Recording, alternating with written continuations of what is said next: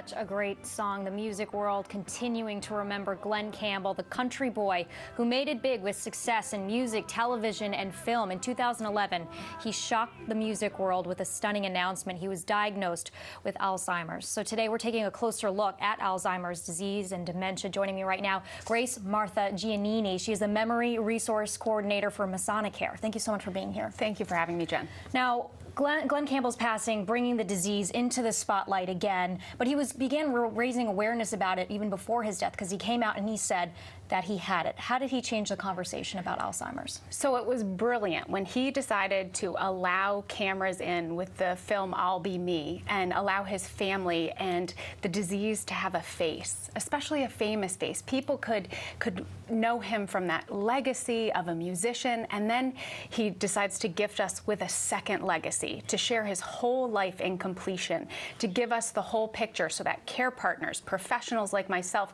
could continue to take a look at how we approach this disease process, to see that, yes, there are challenges indefinitely, but that there are these great bright spots where he got to play his music, and he got to have a piece of himself all the way through his life, and he gave that gift to us, and he shared it with the world. And not to mention, a lot of people can relate to this disease. This disease affects so many. I know people who's it affected. I'm sure you work with people who are affected by this every single day. Every single day, I work with tons of families. You know, Masonacare communities like myself, the partnerships we have with the Alzheimer's Association, we work with people in the beginning stages, in the middle stages, in the latter stages of the disease process. We're educating people about this disease. And what Glen Campbell did was he said, okay, here's what it looks like. Let me be a human. Let me show the world what's going to happen. And the vulnerability that he gave to us was just truly a gift. Now, with this disease, and it's such a difficult disease, because you're essentially watching, your loved one kind of slip away.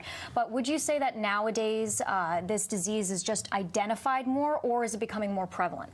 So I think we have a lot more people who are just out, and you think about Nancy Reagan, who made this her mission to be making awareness, the prominent legacy she left. And then we have another name like Glen Campbell, who decided to be open about it. I think we're just getting a lot more people who are open and aware, as well as more research, and our resources are greater at this point. Now, at Masonacare, you work with patients and their families. What do you want people to know out there if they've had a loved one diagnosed or if they've been diagnosed themselves? Ultimately, they're still giving a gift. Their life story is not over after this disease, after this diagnosis, that a piece of them is always going to be there, and my whole life and my whole job is to let them shine. I want to see more of them, no matter if it's their last days or their first days in this disease. All right, Grace Giannini, thank you so much for your time. Really appreciate it. Thank you so much, Jen. All right, back to you guys.